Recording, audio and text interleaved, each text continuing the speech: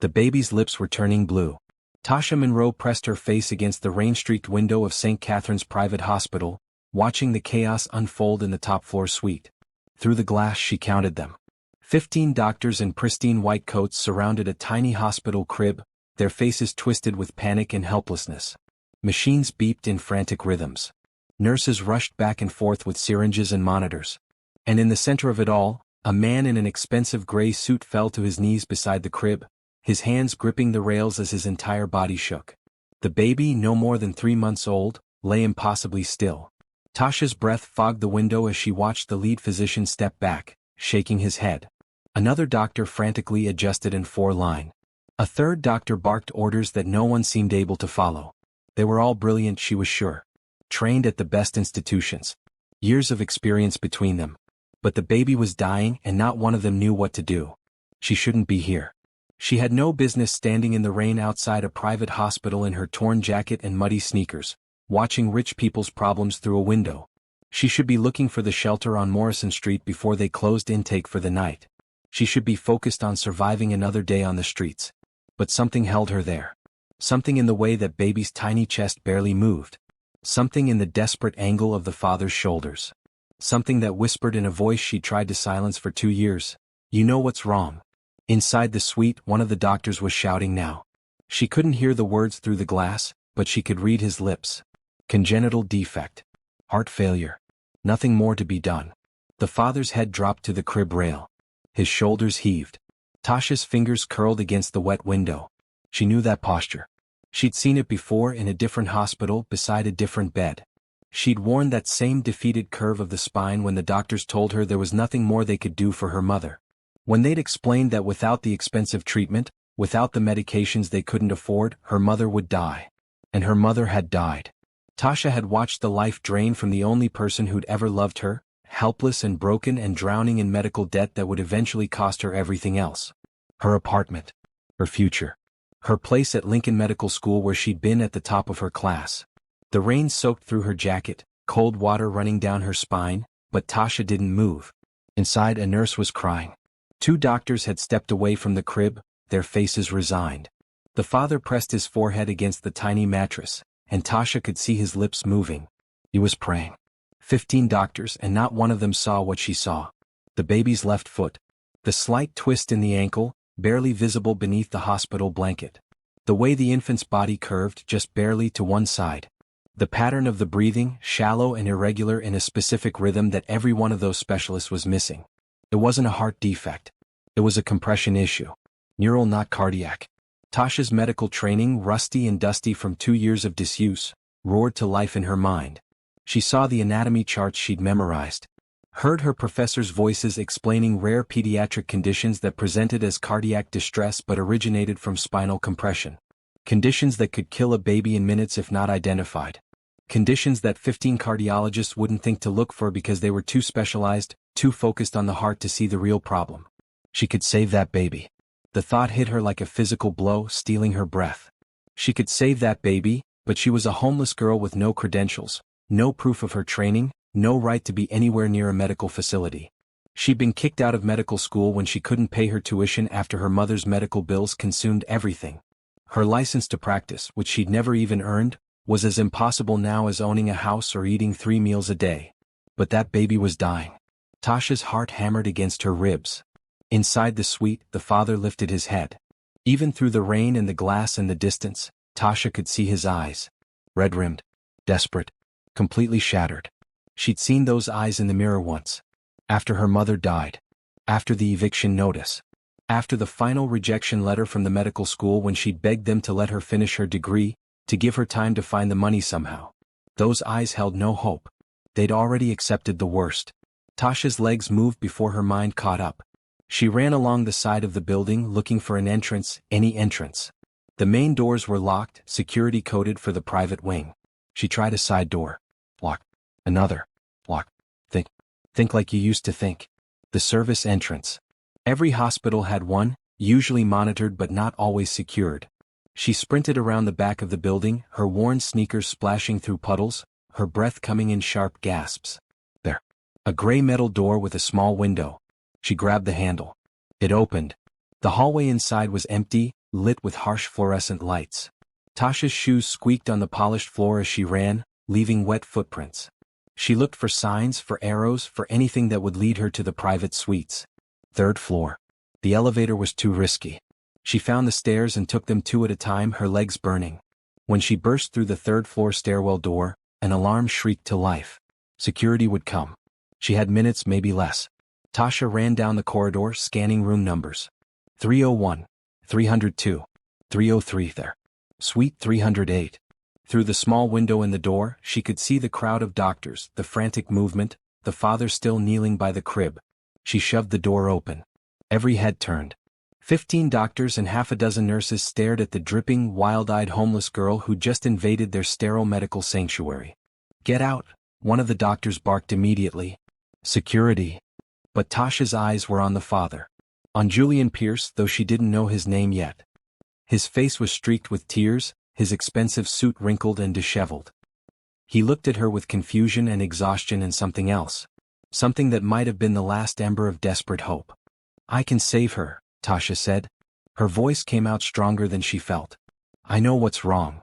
This is a sterile medical facility," another doctor snapped. "You need to leave immediately." "She's dying because you're all looking at the wrong thing," Tasha said, moving toward the crib. 2 nurses moved to block her path. "It's not her heart. Look at her spine. Look at the curvature. She has a compression on her vagus nerve. That's why her heart is failing." The lead physician, a tall man with silver hair and cold eyes, stepped forward. "Young woman, I don't know who you are, but this baby has a congenital heart defect diagnosed by the best pediatric cardiologists in the country. Now leave before I have you arrested." "Then she'll die," Tasha said flatly. She looked past him, directly at Julian. "And you'll never know if I was right." Julian stood slowly. His eyes never left Tasha's face. Around them, the machines continued their desperate beeping. The baby's breathing grew more shallow. "Who are you?" Julian asked. His voice was rough, scraped raw. "Someone who lost everything to medicine," Tasha said. "Someone who knows what it's like to watch helplessly. And someone who can see what they can't." She pointed at the crib. "Your daughter has compression on her vagus nerve, probably from positioning in the wound that went undetected. It's affecting her autonomic nervous system, making her heart rate irregular. Every treatment they're giving her for cardiac issues is making it worse because they're not addressing the actual problem." "That's absurd," the silver-haired doctor said. "The MRI showed." "Did you do a detailed spinal MRI or just cardiac?" Tasha interrupted. "Did anyone check for neural compression? Did anyone look at anything other than her heart?" Silence fell over the room. The kind of silence that admitted an uncomfortable truth. Julian's eyes moved from Tasha to his daughter, lying so still in the crib, her lips that terrible shade of blue. "What would you do?" he asked quietly. "Mr. Pierce, you can't seriously be considering?" The silver-haired doctor began. "What would you do?" Julian repeated, louder now, still looking at Tasha. "I'd perform a specific manipulation," Tasha said. "It's delicate, but it's not surgical. If I'm right, her breathing will regulate almost immediately. Her heart rate will stabilize. If I'm wrong..." She swallowed hard. "If I'm wrong, you'll have lost maybe 3 minutes. But she doesn't have much more than that anyway." The machine's beeping was slowing, growing further apart. The sound of a little heart giving up. Julian looked at his daughter. At the 15 doctors who'd already told him there was nothing more to do. At the homeless girl with fire in her eyes and certainty in her voice. He stepped aside from the crib. "Do it," he said. "Mr. Pierce, I strongly advise against." The silver-haired doctor started. "I said do it," Julian repeated, his voice breaking. "Please." Tasha moved to the crib on shaking legs. She was aware of every eye on her, every breath held, every second ticking past. The baby, Ella, she would learn later, was so tiny. So fragile. Blue lips, pale skin, barely breathing. Tasha positioned her hands carefully. She'd studied this in her pediatric rotation. She'd practiced on models. She'd never done it on a real patient because she'd never finished her training. But her hands remembered. She applied gentle pressure at specific points along the infant's spine, feeling for the misalignment, the compression that was strangling the nerve that controlled so much of the baby's autonomic function. There. She felt it. A slight shift, barely perceptible, but enough to strangle vital signals from brain to body. With careful, precise movements, she manipulated the infant's position. Gentle traction. A tiny adjustment. Another. She was aware of someone timing her. 30 seconds. 45. Come on, she thought desperately. Come on, sweet baby. Come on. 1 minute. The room was silent except for the machines. And then Ella took a breath. A real breath. Deep and full. The monitors beeped faster. Stronger. Regular rhythm. Color flooded back into the tiny lips, pink replacing blue. The baby's eyes fluttered open and she let out a small, healthy cry. Tasha stepped back, her legs nearly giving out. The room erupted. Nurses gasped. Doctors lunged forward to check monitors, to examine the baby, to verify what had just happened. Julian Pierce stood frozen for one long moment, staring at his daughter who was crying and breathing and alive. Then he moved, gathering Ella into his arms with infinite gentleness, tears streaming down his face. He looked at Tasha over his daughter's head, and in his eyes was wonder and gratitude and a question so big it filled the entire room. "Who are you?" he whispered. Before Tasha could answer, her legs did give out. She sat down hard on the floor, adrenaline draining away, leaving her hollow and shaking. Security burst through the door, hands reaching for her. "Stop," Julian said, his voice sharp with command. The security guards froze. Julian looked at them while still cradling his daughter. "This woman just saved my child's life. No one touches her." He looked down at Tasha, sitting on his daughter's hospital room floor in her wet, torn clothes, shaking with exhaustion and relief and 2 years of accumulated grief. "Who are you?" he asked again, softer this time. "My name is Tasha Monroe," she said quietly. "And I used to be someone who saved lives." Have you ever witnessed someone with nothing give everything they had to save a stranger? What would you have done in Tasha's position? Would you have risked everything for someone you didn't know? Drop your thoughts in the comments below, and don't forget to subscribe to see how this impossible moment changes 2 broken lives forever. The hospital room felt smaller now that the immediate crisis had passed. Most of the doctors had filtered out, some muttering to colleagues, others openly staring at Tasha with expressions ranging from disbelief to professional offense. The silver-haired lead physician remained, along with 2 younger specialists and several nurses who were carefully monitoring Ella's vitals. The baby was stable. More than stable. She was thriving. Her color was perfect, her breathing deep and even, her heart rate steady and strong. The monitors showed numbers that had been impossible just 10 minutes ago. Tasha sat in a chair someone had pushed under her, still dripping on the expensive carpet, watching Julian Pierce hold his daughter. He hadn't put her down. He stood by the window, swaying slightly, his face buried in Ella's blanket, his shoulders shaking with silent sobs of relief.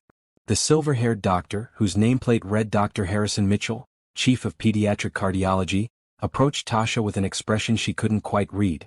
Not angry but not grateful either. Something between professional curiosity and wounded pride. "That was an extremely unorthodox intervention," he said stiffly. "May I ask where you trained?" Tasha's throat tightened. "Lincoln Medical School." "I didn't finish." Dr. Mitchell's eyebrows rose. "Lincoln has an excellent program. Why didn't you complete it?" "Money," Tasha said simply. There was no point in elaborating. The story was common enough. Poor student, family tragedy, crushing debt, impossible choices. She was one of thousands. "And yet you remembered a technique that most pediatric specialists wouldn't even consider for this presentation," Dr. Mitchell said. He seemed to be struggling with something, his professional composure cracking slightly. "I've been practicing for 30 years. I completely missed it." "You were focused on the heart because that's your specialty," Tasha said, too tired to be diplomatic. "Sometimes being an expert means you stop seeing the basics." Dr. Mitchell's jaw tightened, but he nodded slowly. "You're right. And because of my oversight, we nearly lost this child." He paused, then extended his hand. "Thank you, Miss Monroe. You gave this family a miracle today." Tasha shook his hand, surprised. She'd expected defensiveness, anger even. Not this careful, humble acknowledgement. "We'll need to run tests," Dr. Mitchell continued, shifting back to clinical mode. "Detailed spinal scans to confirm your diagnosis and ensure there's no residual compression. But preliminary observations suggest you were absolutely correct." Julian finally turned from the window. His eyes were red, but his face held an intensity that made Tasha's breath catch. He was younger than she'd thought at first, maybe early 30s. Handsome in that polished way wealthy men often were, with sharp cheekbones and dark hair slightly gray at the temples despite his youth. But it was his eyes that held her. Dark brown, intelligent, and currently fixed on her with an attention that made her acutely aware of her dripping hair and muddy shoes. "Dr. Mitchell," Julian said quietly. Could you give us a moment? The doctor hesitated, glancing between Julian and Tasha, then nodded. Of course. We'll be right outside if you need anything. He gestured to the nurses and the room emptied, leaving only Julian, Ella, and Tasha. Julian carefully placed Ella back in the crib, now that she was stable enough to rest there. He adjusted her blanket, touched her tiny hand with one finger, then turned to face Tasha fully. You saved my daughter's life, he said. The words came out thick with emotion. I don't know how to. I can't. He stopped, pressing his palms against his eyes. I'm sorry. I can't think clearly. An hour ago I was planning her funeral. Now she's sleeping peacefully because a stranger appeared out of nowhere. I'm glad I could help, Tasha said. She needed to leave. Security had been kind enough not to remove her forcibly, but she didn't belong here. She never had. She stood up, and the movement made Julian's eyes sharpen. Where are you going? I should go. You need time with your daughter and I need to… What? Find a shelter bed? Search through restaurant dumpsters for dinner? I need to go. You're soaking wet, Julian said. And shaking. I'm fine. You're not fine. Julian moved closer, his eyes scanning her with the same intensity he'd used while watching her save his daughter. Tasha resisted the urge to step back. When did you last eat? That's none of your business. You're right. It's not. Julian pulled out his phone, typed something quickly, then put it away. But you saved my daughter, which makes it my business to make sure you're taken care of. A car will be downstairs in 5 minutes to take you to my home. You'll have a hot shower, clean clothes, and a meal. That's not negotiable. Tasha's pride flared hot in her chest. I don't need charity. It's not charity. It's gratitude. Julian's voice was gentle but firm. Please, let me do this. I can't repay what you did tonight, but I can make sure you're warm and fed. That's the absolute minimum. I don't. Tasha started, but her stomach chose that moment to growl audibly. She hadn't eaten since yesterday morning, and that had been half a stale bagel from a coffee shop trash can. Julian's expression softened. Please, he said again. For my peace of mind. I can't let you walk out of here into the rain when you just gave me everything. Tasha looked at Ella, sleeping peacefully in her crib. She thought about the cold streets, the shelter that was probably full by now, the long night ahead. She thought about her pride, which had kept her going through 2 years of homelessness but had also kept her isolated and alone. Kindness, her mother used to say, is not weakness. Accepting help is not defeat. Okay, Tasha said quietly. Thank you. Relief flooded Julian's face. Thank you. He pulled out his phone again, made a quick call. Robert? Yes, the baby's stable. It's a miracle. I need you to prepare the guest house. Full amenities. Have Maria make dinner. Something warm and substantial. He paused, glancing at Tasha. And call that boutique on 5th Street. Have them send over a complete wardrobe, women's clothing, casual and formal, sizes. He looked at Tasha questioningly. You don't need to. Tasha began. Sizes. Julian prompted gently. 8, Tasha said, feeling her cheeks burn. But really, just something clean is enough.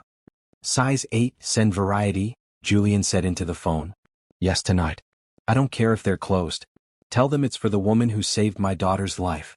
Money is no object. He ended the call and looked at Tasha. Robert is my house manager. He'll have everything ready. I can't accept all that, Tasha protested. A shower and maybe some soup, but clothes and… Tasha.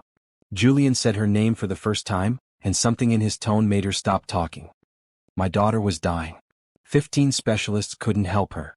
You appeared like an angel in the rain and saved her life. If you think I'm going to let you leave here with anything less than everything you need, you don't understand what you did tonight. Tasha's throat tightened with emotion. She wasn't used to this. Wasn't used to someone seeing her as anything other than a problem to be avoided or a homeless person to be pitied from a distance. Julian Pierce was looking at her like she was extraordinary. I just did what anyone with medical training would do, she said. No. Julian's voice was firm. 15 people with medical training stood in this room and did nothing. You risked security, arrest, and humiliation to save a stranger's baby. That's not something anyone would do. That's something exceptional. A nurse knocked softly and entered. Mr. Pierce? The car you requested is downstairs. Julian nodded. Thank you. He looked at Tasha. Will you let me have you driven to my home? Will you accept a safe place to rest and recover? Every instinct Tasha had developed over 2 years on the streets screamed at her to refuse. To walk away. to maintain her independence and her walls. Rich men didn't just help homeless girls without expectations. There was always a catch. But when she looked at Julian, she didn't see calculation. She saw genuine gratitude and concern. And she was so tired. So cold. So hungry. "Yes," she said. "Thank you." 20 minutes later, Tasha sat in the back of the most luxurious car she'd ever seen, watching the rain-soaked city pass by the windows. The driver, an older man named Thomas who'd greeted her with respectful kindness, navigated smoothly through late-night traffic. Tasha's clothes were still damp, her hair dripping onto the leather seats that probably cost more than her entire college education. She felt wildly out of place like a stray cat in a palace. Her phone buzzed. She'd charged it 2 days ago at a library, and it barely held power anymore, but she still carried it. No one called. No one texted. But it was a link to her old life and she couldn't let it go. The text was from an unknown number. "This is Julian Pierce. Thomas has my instructions to take you to my home. Please make yourself comfortable in the guest house. I'll join you once Ella is cleared to leave the hospital, probably tomorrow morning. Anything you need, ask Robert. Thank you again for my daughter's life. JP." Tasha read the message 3 times. The courtesy in it. The consideration. She typed a reply, "Thank you for your kindness."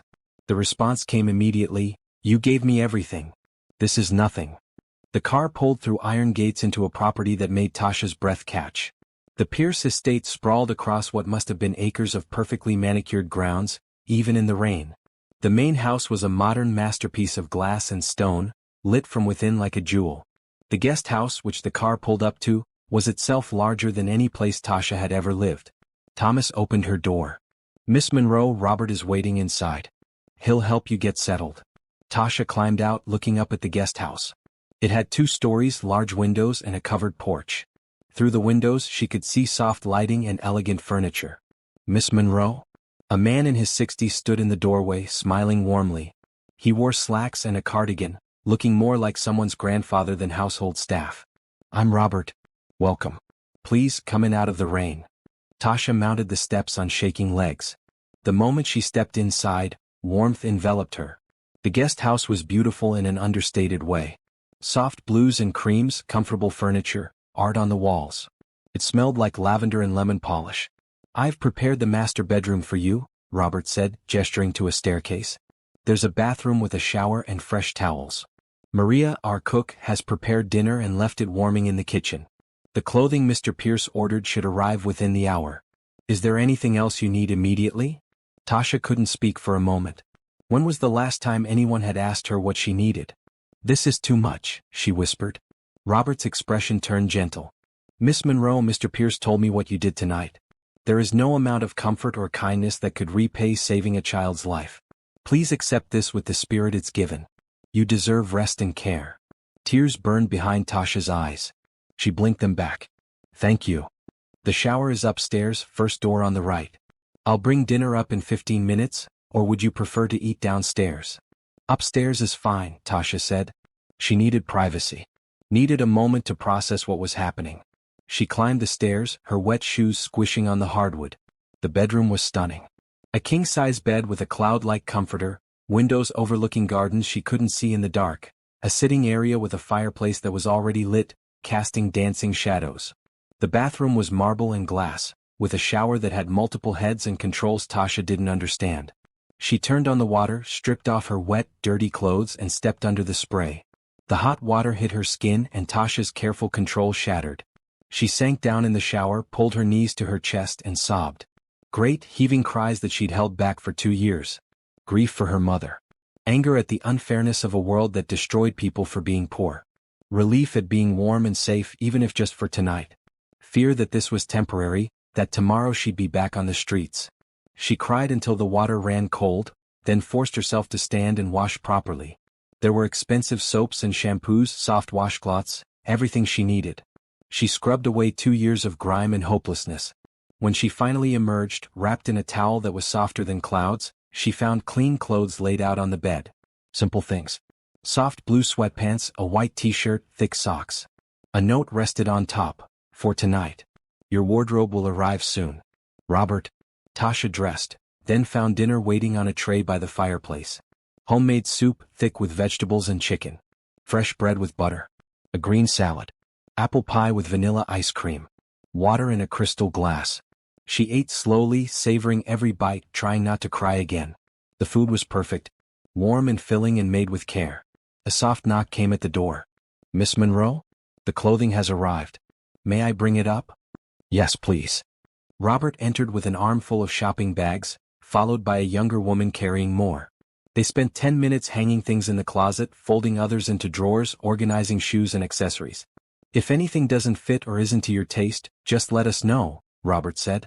"Mr. Pierce wants you to be comfortable." When they left, Tasha opened the closet. It was full. Jeans and sweaters. Dresses in blue and green and red. A warm coat.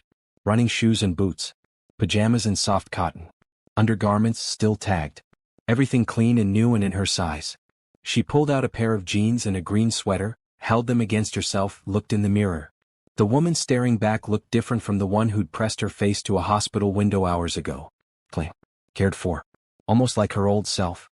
Tasha changed into the pajamas, soft blue cotton that felt like heaven, and climbed into the enormous bed.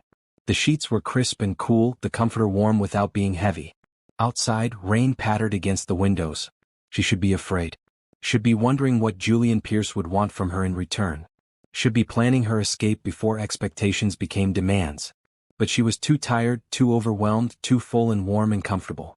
As sleep pulled her under, Tasha's last thought was of Julian's face when Ella took that first real breath. The joy. The relief. The gratitude. Maybe, just maybe, kindness could exist without strings attached.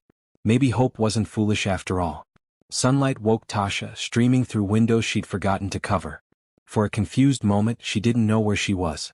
The softness beneath her, the warmth, the clean smell of expensive detergent. Then memory flooded back and she sat up quickly, heart racing. The guest house. Julian Pierce. The baby. A clock on the nightstand read 9:47 a.m. Tasha couldn't remember the last time she'd slept past dawn. On the streets, sleeping too long was dangerous. You had to be alert, always moving, always aware. She climbed out of bed, still wearing the soft blue pajamas, and looked out the window. In daylight, the Pierce estate was breathtaking. Manicured gardens stretched in every direction, winter bare trees standing like sentinels. The main house sparkled in morning sun, its glass walls reflecting sky and clouds.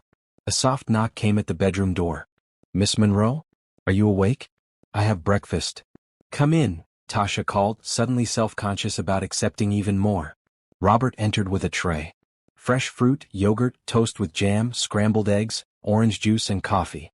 The smell made Tasha's mouth water despite the substantial dinner she'd eaten last night.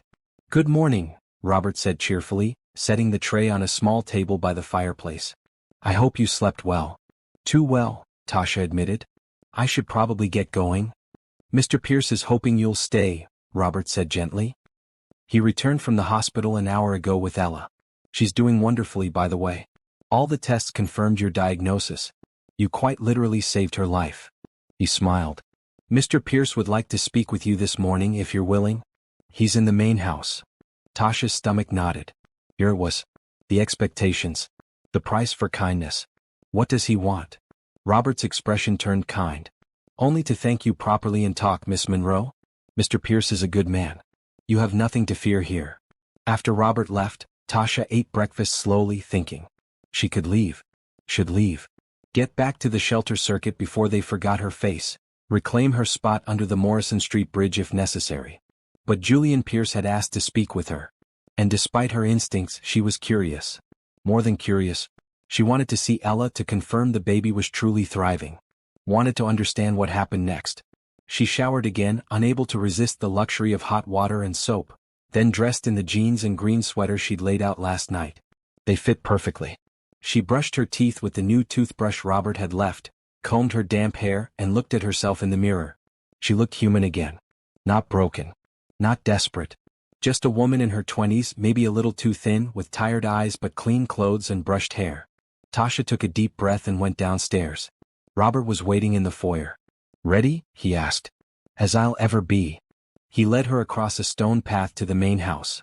Inside, it was even more stunning than the guest house. High ceilings, art that probably cost more than most people made in a year, furniture that looked like it belonged in museums. But it also felt warm somehow. There were photos everywhere. Ella as a newborn, then at 1 month, 2 months. A beautiful woman with kind eyes appeared in many of them, always holding Ella, always smiling. "Mr. Pierce is in the sunroom," Robert said, leading her through the house. "Would you like coffee? Tea?" "I'm fine, thank you." The sunroom was all windows overlooking the gardens. Julian stood with his back to the door, looking out at the grounds, Ella asleep in his arms. He'd changed from his wrinkled suit into dark jeans and a maroon sweater. His dark hair was damp, recently showered. He looked younger in casual clothes and more tired. Like he hadn't slept at all. "Mr. Pierce? Miss Monroe is here." Julian turned and his face transformed when he saw Tasha. Relief and gladness and something that made Tasha's breath catch. "Tasha," he said warmly. "Thank you for coming. Please sit." He gestured to comfortable chairs arranged around a low table. "And please call me Julian. After what you did, we're past formality." Tasha sat carefully, her eyes drawn to Ella. The baby looked perfect. Pink cheeks, peaceful sleep, tiny hands curled into fists. Nothing like the blue-lipped infant from last night. "She's beautiful," Tasha said softly. "She is." Julian's voice was thick with emotion. "And she's alive because of you." He sat down across from Tasha, adjusting Ella gently. "The doctors ran every test imaginable this morning. You were absolutely right. Vagus nerve compression from positioning in the womb. They'd done cardiac MRIs, echocardiograms, genetic testing. Everything except the one thing that mattered." He shook his head. 15 specialists, and it took someone who didn't even finish medical school to see what we all missed. "Sometimes fresh eyes help," Tasha said. It was more than fresh eyes. It was knowledge and intuition and courage. Julian looked at her intently. "Tell me about yourself, Tasha. Robert said you were reluctant to stay, that you wanted to leave this morning. Why?" Tasha shifted uncomfortably. "Because this isn't my world. I don't belong here. You belonged in that hospital room last night. That was different. That was medicine. And this is gratitude." Julian's voice was gentle but firm. "I want to help you, Tasha. I want to understand what happened that took you from medical school to standing outside a hospital in the rain. Will you tell me?" Tasha looked at Ella, sleeping peacefully. She thought about the rules she'd made for herself on the streets. Don't trust. Don't share. Don't let anyone close. But those rules had kept her alive, not helped her live. "My mother got sick," she said quietly. "Pancreatic cancer. I was in my 3rd year at Lincoln Medical School. Top of my class. Full academic scholarship, but it didn't cover living expenses, and I was working 2 jobs to make ends meet." She took a deep breath. "Mom didn't have insurance. She was a waitress. Never made enough to afford it. When she got diagnosed, the bills came fast. Chemotherapy, radiation, medications. I dropped to part-time at school to work more hours to help pay." Julian listened intently, saying nothing, his eyes never leaving her face. "It wasn't enough," Tasha continued. "We lost our apartment. I moved us into a single room in a boarding house. I was studying between shifts at a diner and a cleaning company. The school told me I had to return to full-time or lose my spot. I begged for an extension. They said no." Her voice hardened. "Mom died 3 weeks later. I'd spent every penny we had on treatment that didn't work. I couldn't pay the boarding house rent. Couldn't pay the tuition. The school expelled me for non-payment. I lost everything in about 6 weeks." "I'm so sorry," Julian said softly. "Everyone's sorry. Sorry doesn't pay bills or bring people back." Tasha heard the bitterness in her voice and tried to soften it. "I tried to get back on my feet. But without a degree I couldn't get medical work. And with no address I couldn't get regular work. I slept in my car until it got repossessed for missed payments. Then I was on the streets. For how long? 2 years. I learned the shelters, the soup kitchens, the safe places to sleep. I learned how to be invisible." Tasha met his eyes. "I also learned that people don't help homeless people without wanting something in return. So forgive me if I'm waiting for you to tell me what you want from me." Julian's expression flickered with something that might have been pain. "I don't want anything from you except to help you get your life back." "Why?" Tasha challenged. "You don't know me." "Because you saved my daughter," Julian said simply. "Because you're clearly brilliant and compassionate and you deserve better than sleeping on streets. Because I can help, so I should help." He paused. "My wife, Ella's mother, died giving birth to her. Complications no one predicted. In one moment, I gained a daughter and lost the love of my life." Tasha's chest tightened. "I'm sorry." "The last 6 months have been the darkest of my life," Julian continued. "Trying to keep Ella alive while grieving Rachel. watching my baby girl struggle with health issues that no one could explain. Last night I'd accepted that I was going to lose her too, that I'd have to bury my daughter next to my wife. His voice broke. Then you appeared. And you gave me a future I thought was gone. Tears burned behind Tasha's eyes. I'm glad I could help. So let me help you. Julian leaned forward. Let me give you back what you lost. I have resources, connections, money. I can get you readmitted to medical school. I can pay for your degree. I can give you a place to live while you finish your training. All I ask is that you accept it. Tasha's heart raced. That's too much. It's nothing compared to what you gave me. I didn't save her for a reward. I know. That's exactly why you deserve one. Julian's eyes were earnest. Tasha, you have a gift. You saw what trained specialists couldn't see. You acted when no one else would. The world needs doctors like you. I'm just offering to remove the obstacles that kept you from becoming one. I don't take handouts, Tasha said, but her voice wavered. It's not a handout. It's an investment in someone who's already proven their worth. Julian adjusted Ella in his arms. Stay here in the guest house. Recover. Let me contact Lincoln Medical School. Let me talk to admissions offices. Let me help you get back what never should have been taken from you. Tasha wanted to say no. Wanted to protect herself with refusal and independence. But she looked at Ella, healthy and peaceful, and thought about the years of medical knowledge going to waste in her head. Thought about other babies who might need someone to see what specialists missed. Thought about the doctor she dreamed of becoming before life shattered those dreams. Why do you care so much? She whispered. Because kindness matters, Julian said. Because Rachel would have done the same thing if our positions were reversed. Because Ella will grow up knowing that a stranger with nothing gave her everything, and I want to teach her that we repay that kind of selflessness. Tasha's resistance crumbled. Okay, she said quietly. Okay, I'll stay. I'll let you help. Thank you. Relief flooded Julian's face. Thank you for letting me. They sat in comfortable silence for a moment, Ella sleeping peacefully between them, until the baby stirred and let out a small cry. Feeding time, Julian said, standing. Would you like to hold her while I prepare her bottle? Tasha's breath caught. Please, Julian said, and carefully transferred his daughter into Tasha's arms. Ella was warm and solid and perfect. She blinked up at Tasha with dark eyes, yawned, then settled against her chest like she belonged there. Tasha felt something crack open in her chest, some wall she'd built to survive the streets. Hello, beautiful girl, she whispered. You gave us quite a scare last night. Ella made a small cooing sound, and Tasha smiled for the first time in longer than she could remember. When Julian returned with a bottle, he found Tasha swaying gently, humming a soft tune, Ella gazing up at her with infant adoration. You're a natural, Julian said. I always wanted to be a pediatrician, Tasha admitted. I love kids. Then stay, Julian said. Help me with Ella while you get back on your feet. You saved her life. I trust you with her more than anyone. And there it was. Not payment. Not expectations. Just mutual help. Tasha caring for a baby who needed specialized attention.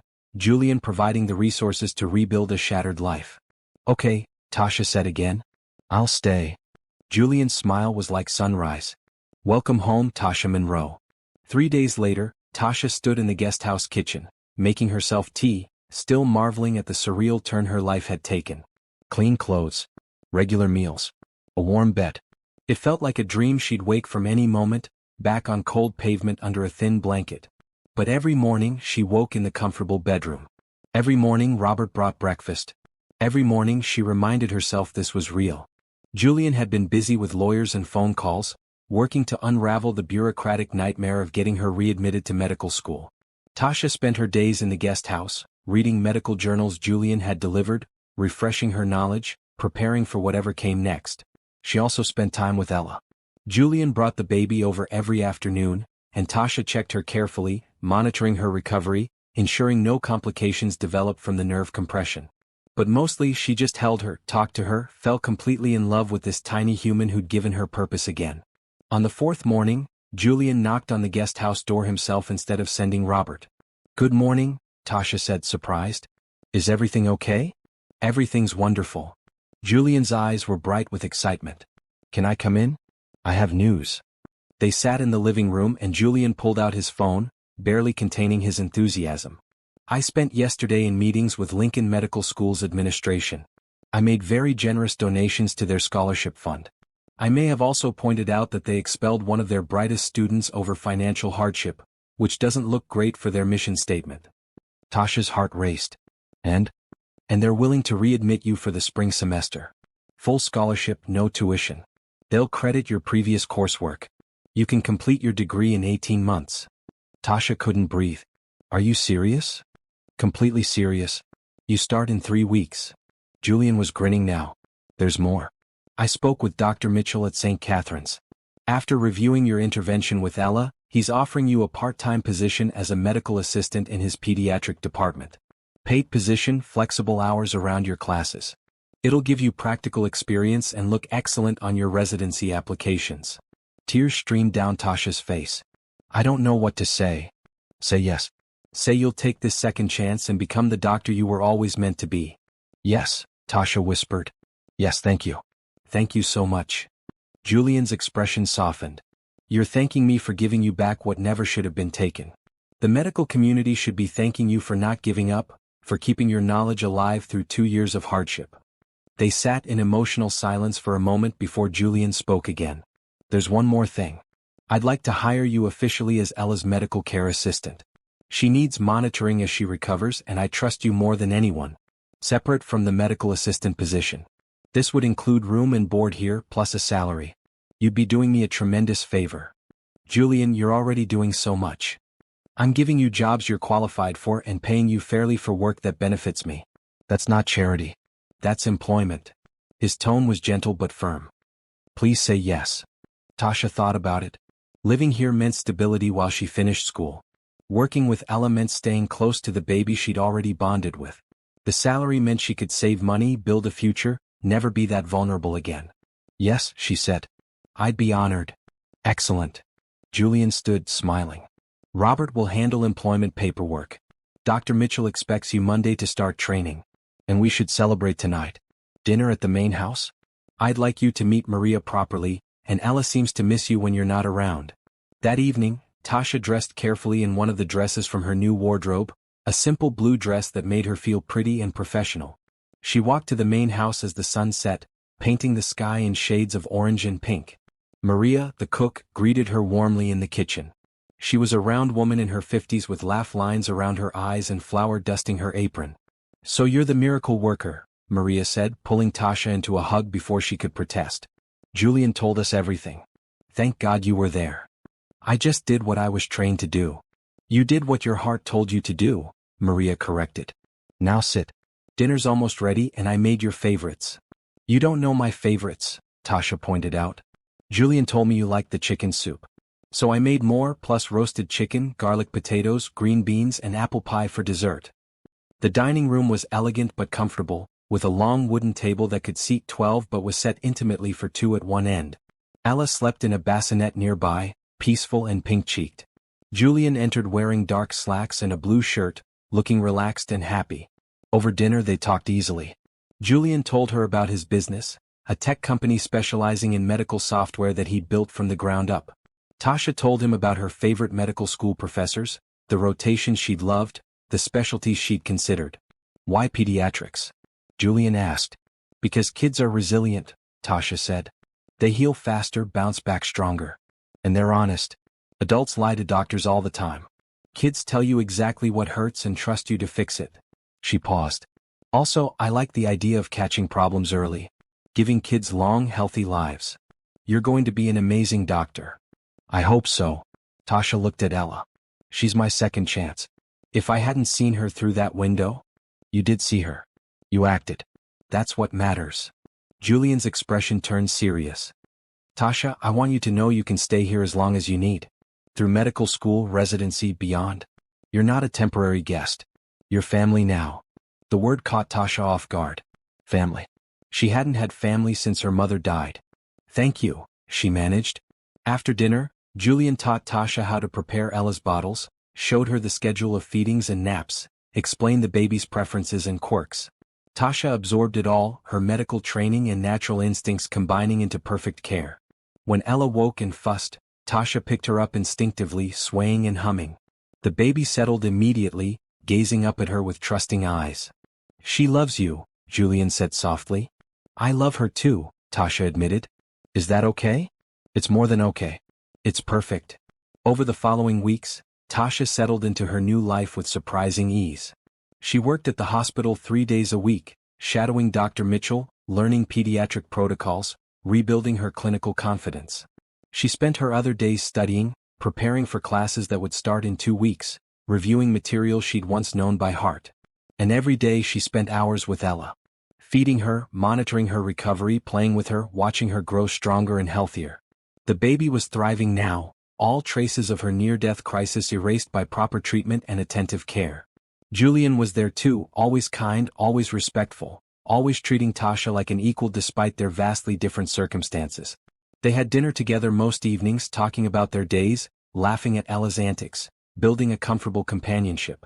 If you've been moved by Tasha's journey from the streets to a second chance at her dreams, make sure you subscribe and drop a comment below. What would you do with a second chance like this? Your engagement helps share stories of hope and resilience with others who need them. Robert and Maria quickly became friends, teaching Tasha the rhythms of the household, including her in their easy camaraderie.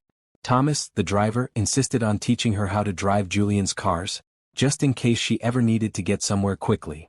The household wrapped around Tasha like a warm blanket, and slowly, carefully, she began to trust that this was real.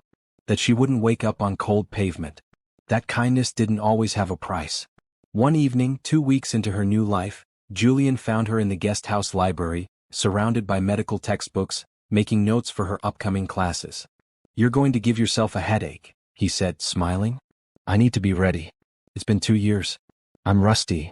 You saved my daughter's life with that rusty knowledge. I think you'll be fine." Julian sat down across from her. "I wanted to tell you something. Dr. Mitchell called today. He's recommending you for a pediatric research team he's assembling. It's voluntary, unpaid, but it would look incredible on your residency applications." "Really?" Tasha's eyes widened. "He'd recommend me?" "He was very impressed with your work this week. Said you have instincts most residents don't develop for years." Julian paused. "He also apologized for not seeing what you saw in Ella's case. Said it was a humbling reminder that expertise can sometimes blind you to simple solutions. That was generous of him. He's a good man. Proud but good. And he sees your potential." Julian leaned forward. "Tasha, you're going to have opportunities now. Real chances to become the doctor you always dreamed of being. I want you to take every one of them without worrying about obligations to me or Ella. We'll be fine." "I want to be here for Ella," Tasha said firmly. "She's important to me. And you're important to her. To both of us." Julian's eyes held something warm, something that made Tasha's heart skip. "You've brought life back to this house. Rachel's death left everything cold and sad. Ella's health crisis made it worse. Then you appeared and suddenly there's hope again. Laughter. Purpose. You're giving me too much credit." "I'm giving you exactly the credit you deserve." Julian stood. "Get some rest. Classes start Monday and you need to be sharp." After he left, Tasha sat in the quiet library thinking about how much had changed. 3 weeks ago she was homeless and hopeless. Now she had a home, a job, a path back to her dreams and people who cared about her. She looked at the photo on the desk, one Robert had framed for her. Tasha holding Ella, both of them smiling, Julian in the background watching them with an expression of contentment. They looked like a family. The thought didn't scare her as much as it should have. Tasha's first day back at medical school felt like stepping into a dream she'd mourned for 2 years.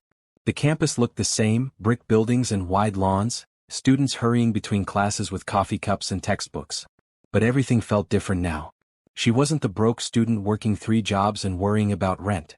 She had stability, support, a future that felt possible instead of impossible. Her classmates were younger now, people who'd started the program after she'd been forced to leave. They looked at her curiously when the professor introduced her as a returning student with exceptional circumstances.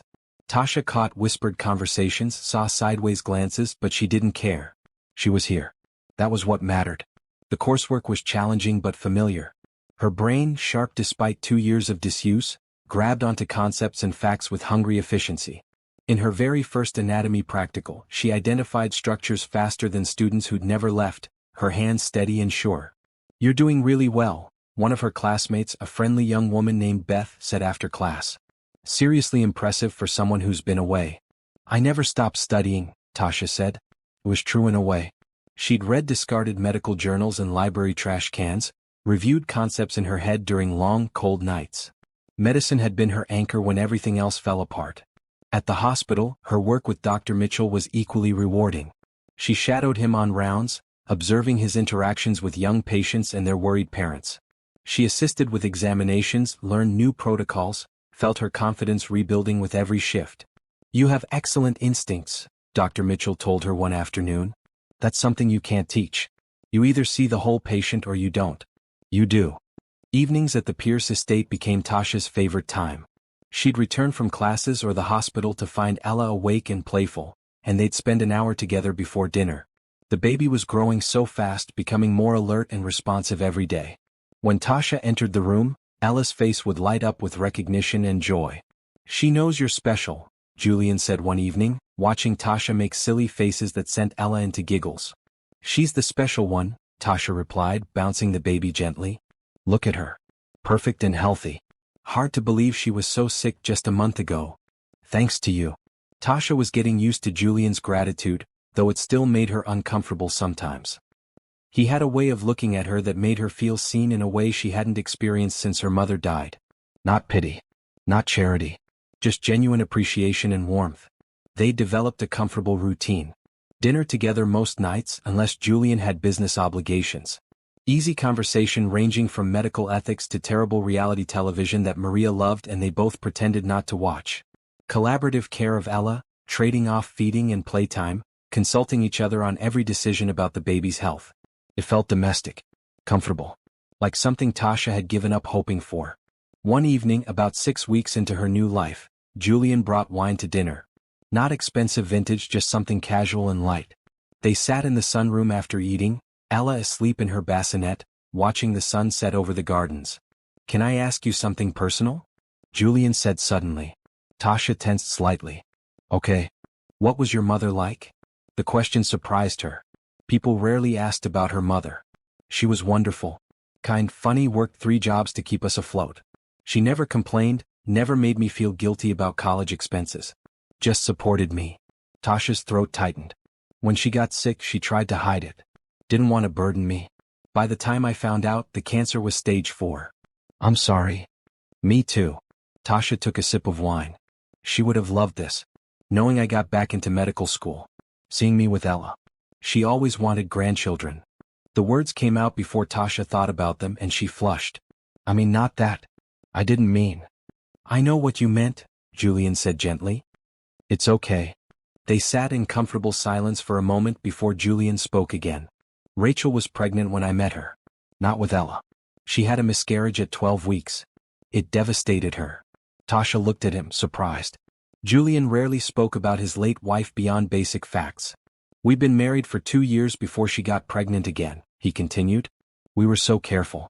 Best doctors, constant monitoring. Everything went perfectly until delivery. Then something just went wrong. The doctors couldn't stop the bleeding. They saved Ella, but they couldn't save Rachel." His voice cracked.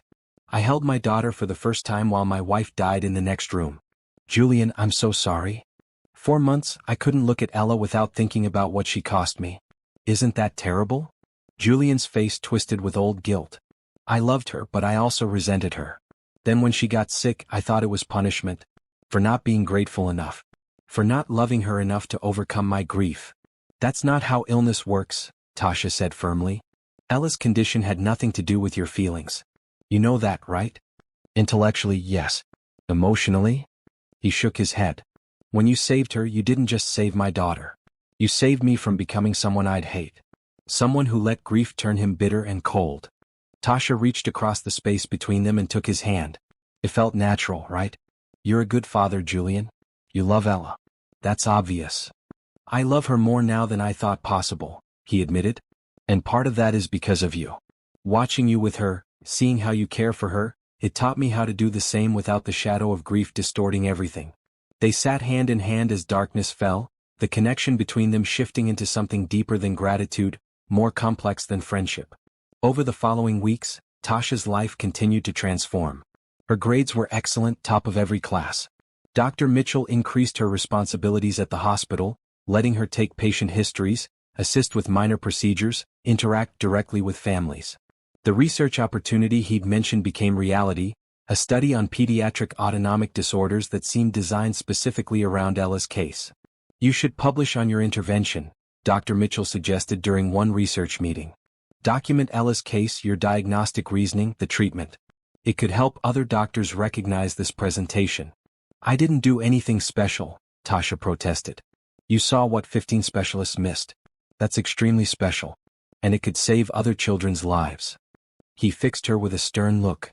Part of being a good doctor is sharing knowledge, Miss Monroe. Don't let modesty prevent you from contributing to the field. Tasha agreed, and spent her evenings writing the case study with Julian's permission. He read her drafts, offered feedback, helped her articulate the diagnostic process. Working together late into the night, they'd talk about medicine and ethics and the frustrating gaps in healthcare access. The system that destroyed your life shouldn't exist, Julian said one night. No one should have to choose between education and caring for a sick parent. It's barbaric. But it does exist, Tasha replied. For millions of people. I was lucky. You helped me. Most people don't get that. Then we should change it. Julian's eyes lit with passion. My company's software helps hospitals manage patient data. What if we expanded it? Created systems to connect patients with financial assistance, sliding scale care, charitable resources? What if we built tools to prevent what happened to you? That would be amazing. Then let's do it.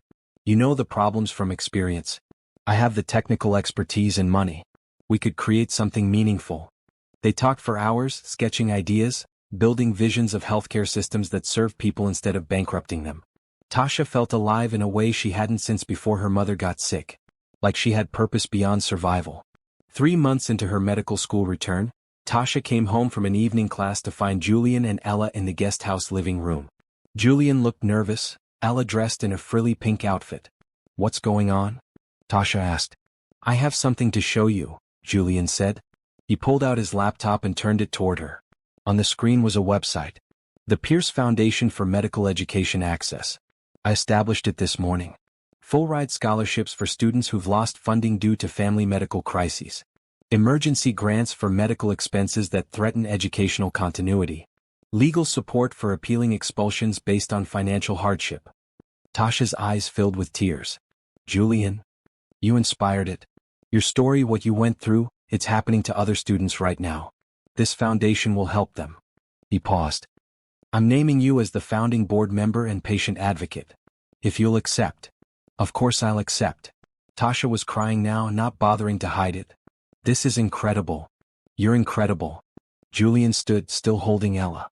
You took tragedy and turned it into purpose. You saved my daughter and then showed me how to honor that gift by helping others. I can never repay you, Tasha, but I can try to pay it forward.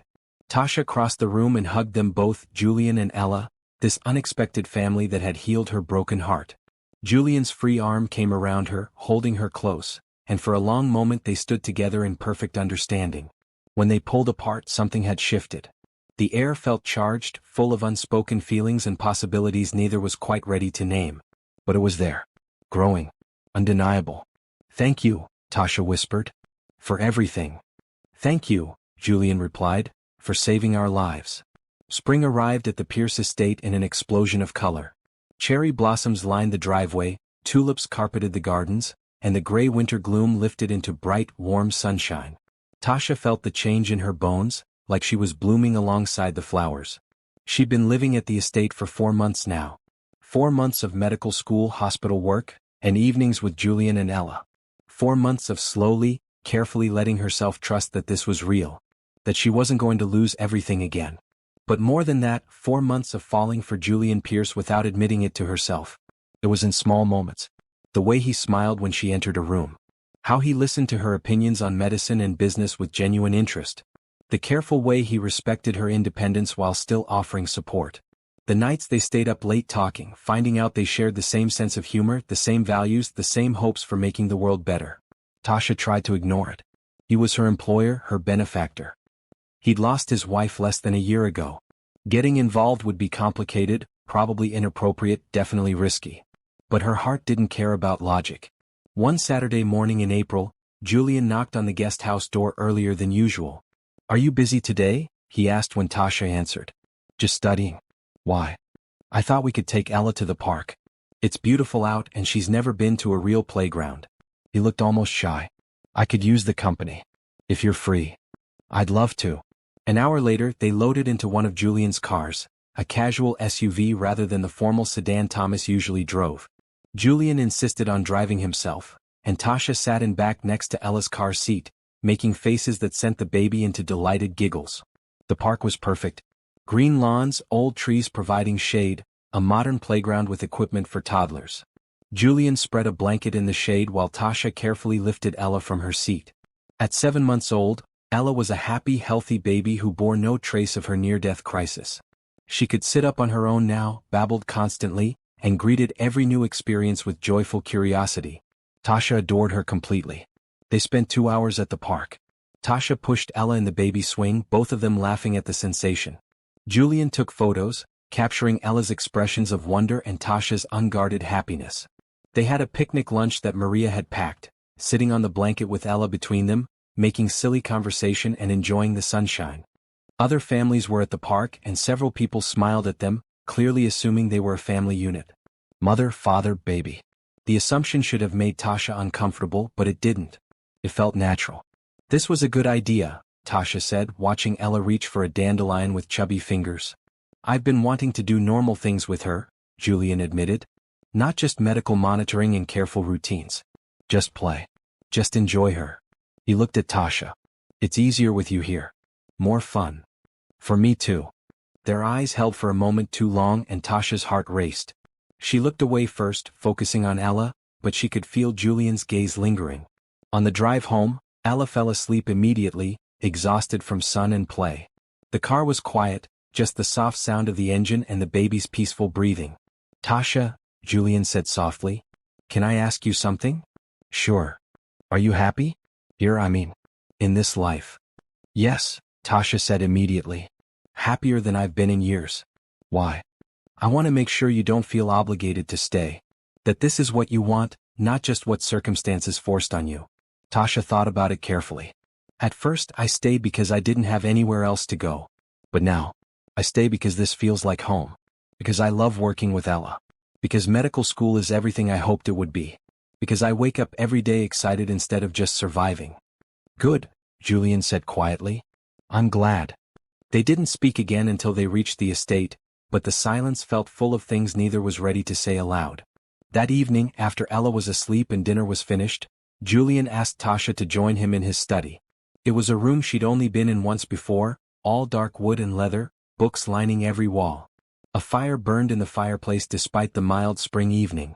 I wanted to show you something, Julian said, pulling out a folder. The Foundation's first grant recipients. We're funding 12 students this semester. 12 people who won't have to choose between school and family. Tasha flipped through the files. Students from across the country, all with stories similar to hers. Medical emergencies, financial devastation, schools that wouldn't wait. Now they had second chances. This is wonderful, she said. There's more. Julian handed her another document. I established an endowment.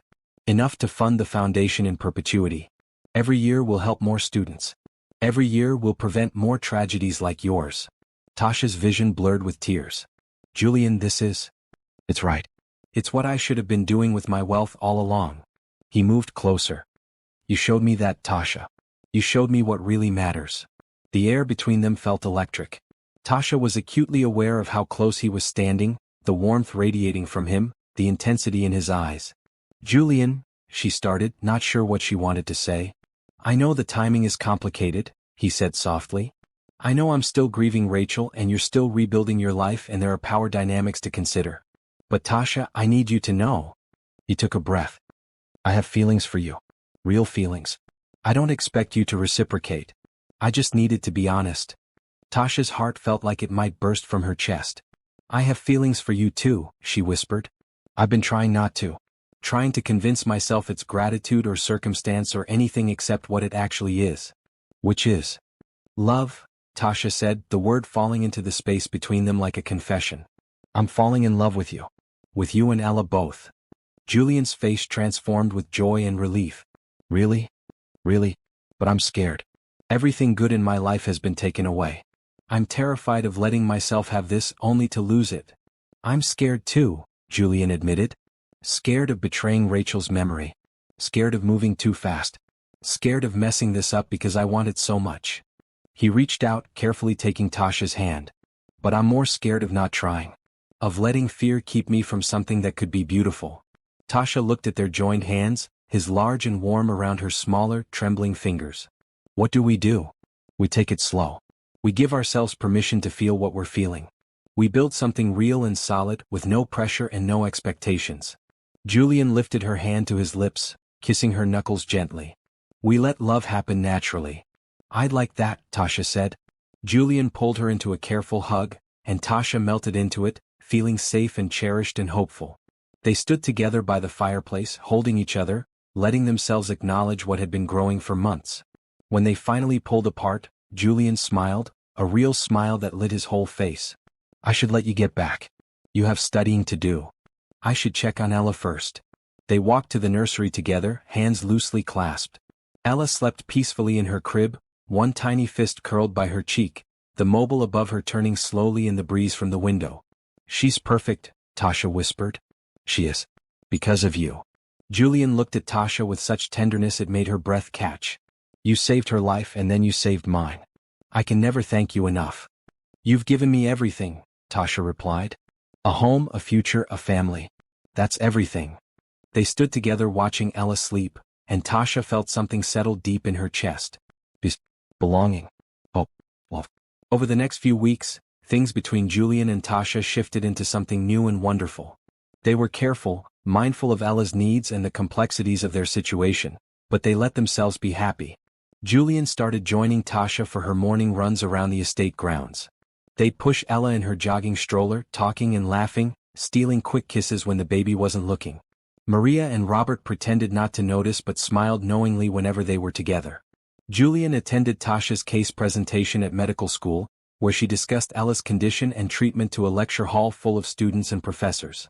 Her analysis was brilliant, her delivery confident. When she finished, the room erupted in applause. Julian caught her eye from the back row and mouthed, "I'm proud of you." Tasha invited Julian to her shift at the hospital one day, and he watched her work with young patients, seeing her clinical skills and natural compassion in action. Watching her, he fell even more in love with her dedication and heart. They had their first official date 6 weeks after admitting their feelings. Julian made reservations at an elegant restaurant downtown, and Tasha wore a red dress from her wardrobe, feeling pretty and nervous and excited. Over dinner they talked about everything and nothing.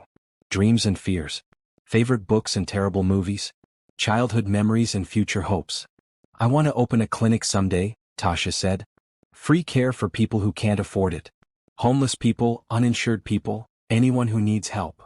I'll fund it, Julian said immediately. When you're ready, we'll make it happen. You can't just fund every dream I have. Watch me, Julian said, smiling. Tasha, I have more money than I could spend in 10 lifetimes. Let me use it for something meaningful. Let me help you change lives the way you changed mine. On the drive home, Julian held Tasha's hand across the console. When they reached the estate, he walked her to the guest house door like a proper gentleman. Thank you for tonight, Tasha said. Thank you for giving me a reason to smile again. Julian leaned down, and this time when he kissed her, it wasn't just a quick brush of lips. It was real and deep and full of promise. When they finally pulled apart, both breathing hard, Tasha whispered, I love you. I love you too, Julian replied. So much. They stood on the doorstep, holding each other, feeling the rightness of finally admitting what had been true for months. Inside the main house, Ella woke from her evening nap and let out a happy cry. They could hear it through the still night air and they both laughed. She has timing, Julian said. She really does. They walked back to the main house together, hand in hand, ready to care for the baby who'd brought them together. As they entered the nursery and Ella's face lit up seeing them both, Tasha thought about how far she'd come. From homeless and hopeless to loved and purposeful. Everything she'd lost, she'd found again. And so much more. 8 months after saving Ella's life, Tasha received a letter from Lincoln Medical School. She'd been nominated for the Dr. Sarah Richardson Award, given annually to the student demonstrating exceptional clinical acumen and compassionate patient care. The nomination came from her professors, who'd been consistently impressed by her performance since returning. This is incredible, Julian said when she showed him the letter. They were in the main house living room, Ella playing on a blanket between them. Are you going to accept? I don't know. It feels strange being nominated for an award when I left under such terrible circumstances. You didn't leave. You were expelled for being poor and having a family emergency. That's not the same thing. Julian's jaw tightened. Have they ever apologized for that? No.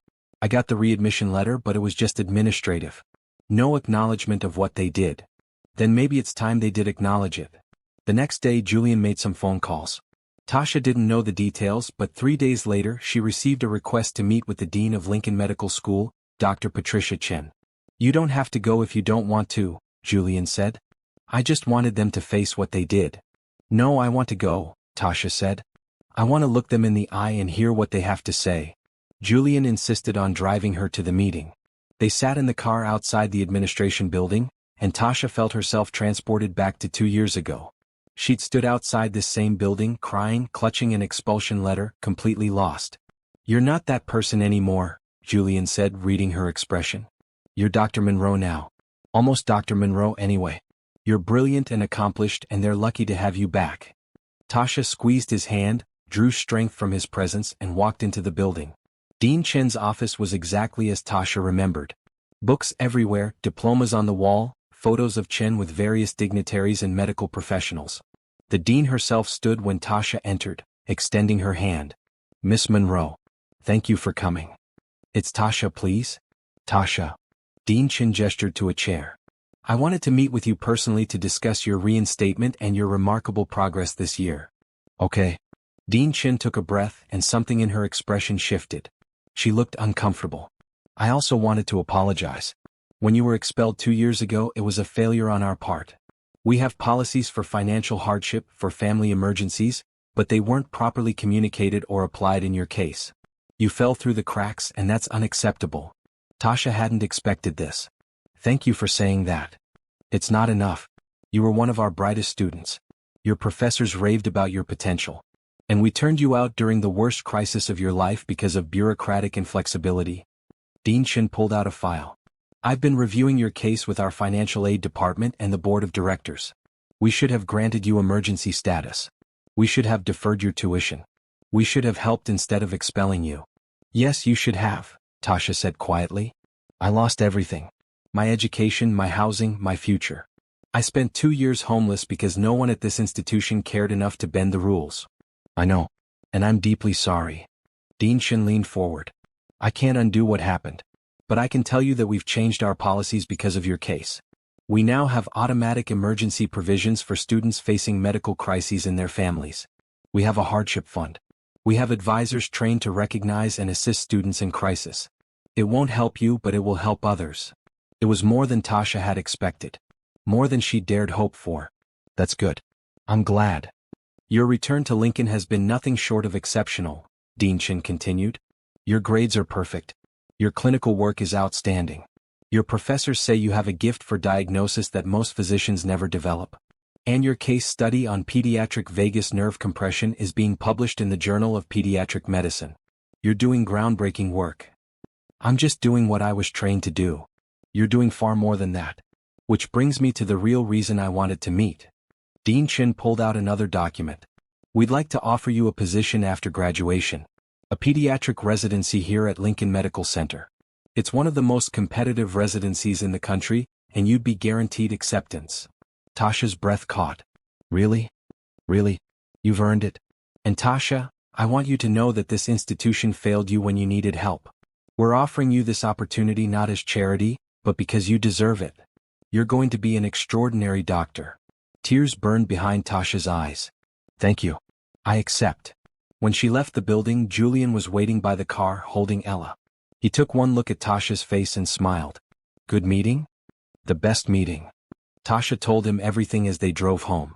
The apology, the policy changes, the residency offer. Julian listened intently, occasionally reaching over to squeeze her hand. I'm so proud of you, he said when she finished. Not surprised, but so proud. It feels like closure, Tasha admitted. Like that chapter of my life is finally finished. Now you can write the next chapter. That evening they celebrated with a special dinner. Maria made Tasha's favorite foods, Robert opened champagne, and they toasted to residency acceptance and new beginnings. Ella, now 9 months old and sitting up confidently, banged her hands on the high chair tray in what seemed like her own celebration. After dinner, when Ella was asleep and the household quiet, Julian asked Tasha to take a walk with him through the gardens. The spring evening was mild, flowers perfuming the air, stars visible in the clear sky. They walked hand in hand in comfortable silence until Julian stopped by a small reflecting pool surrounded by roses. "Tasha," he said, "I need to tell you something."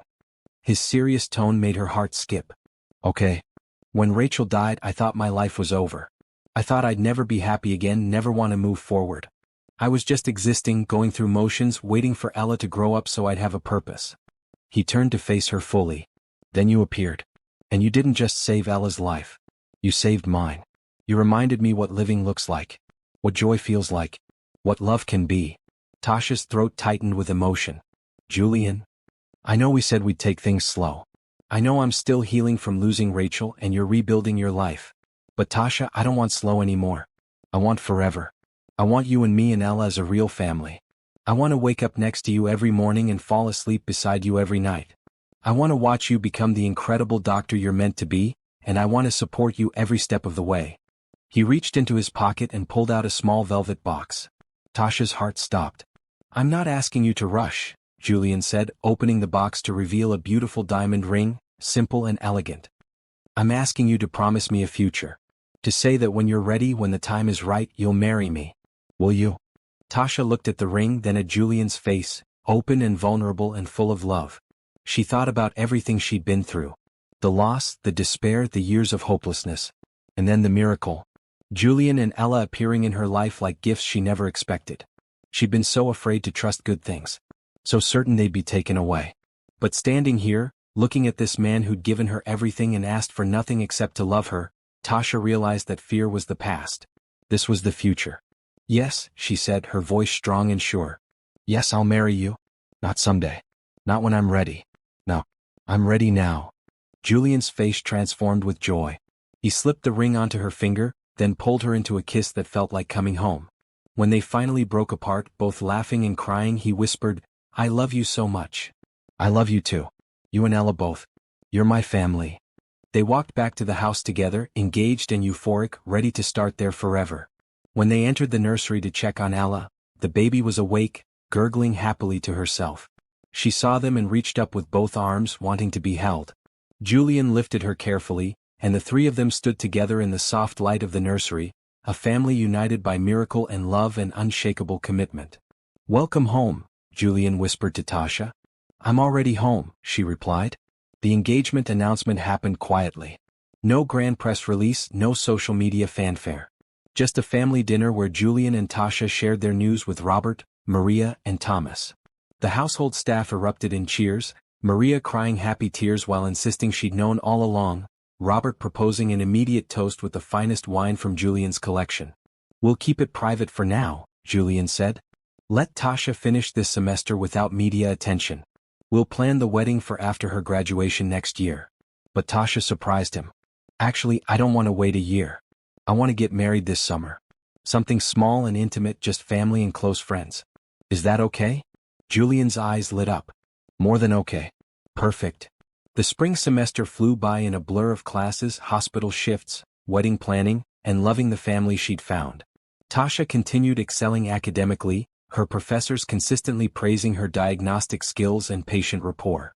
At the hospital, Dr. Mitchell increased her responsibilities further, allowing her to lead rounds occasionally and make preliminary diagnoses under supervision. "You're going to be an asset to whatever hospital gets you for residency," Dr. Mitchell said one day. "Although I'm hoping you'll stay with us." "That's the plan," Tasha confirmed. "Lincoln Medical Center offered me a pediatric residency position starting next July." "Excellent choice. And speaking of excellence," Dr. Mitchell handed her an envelope. "Your case study has been accepted for presentation at the National Pediatric Medicine Conference this June. They want you to present your findings on vagus nerve compression in infants." Tasha's eyes widened. "Seriously? Seriously? It's a significant achievement, Miss Monroe. Presenting at a national conference while still a student is remarkable." That evening, Tasha burst into the main house waving the acceptance letter, finding Julian in his home office working on foundation business. "I'm presenting at the national conference," she announced. Julian jumped up, grabbing her and spinning her around. That's amazing. When? June 15th. 2 weeks before graduation. Then I'm coming with you. We'll make it a trip. Bring Ella, explore the city, celebrate your success. He kissed her soundly. I'm so proud of you. Ella, now 10 months old and determined to walk, pulled herself up on Julian's pant leg and babbled insistently.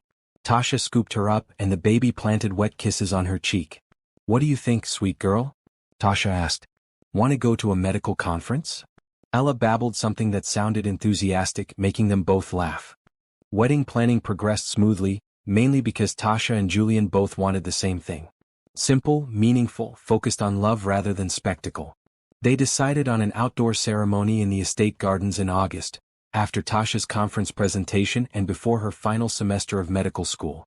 Small guest list, Tasha insisted. Medical school friends, Dr. Mitchell and his wife, Robert, Maria, Thomas. Your business partners if you want, but no obligation. That sounds perfect, Julian agreed. All I care about is marrying you.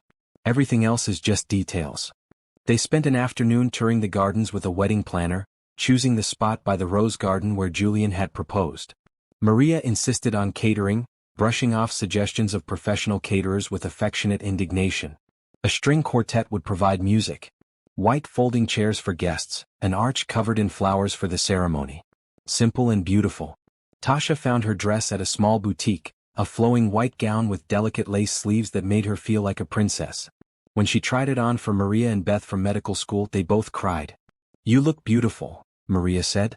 Julian's going to lose his mind when he sees you. It's perfect, Beth agreed. Simple but stunning. Just like you. As summer approached, Tasha felt herself blooming alongside the season. Her confidence grew with every successful patient interaction, every perfect exam score, every moment of loving and being loved by Julian and Ella. The scared, homeless girl felt like a distant memory.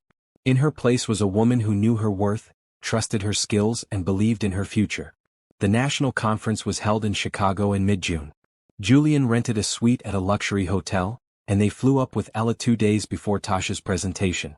She spent hours rehearsing in the hotel room while Julian entertained Ella, making sure she had every detail perfect. You're going to be brilliant, Julian assured her.